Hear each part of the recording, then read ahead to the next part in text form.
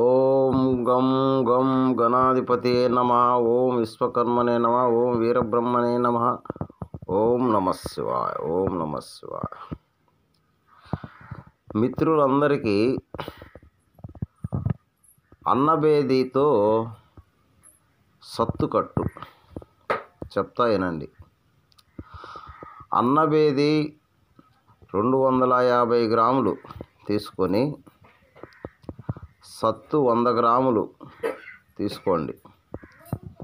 తీసుకొని ఈ అన్నబేది 250 గ్రాములు ఉత్తరేణి ఆకు పసరుతో నూరి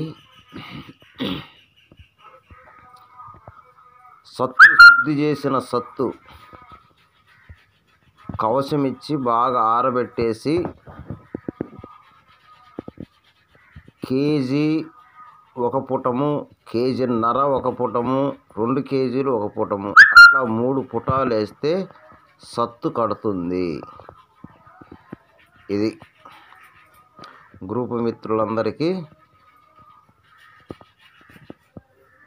శుభవార్త.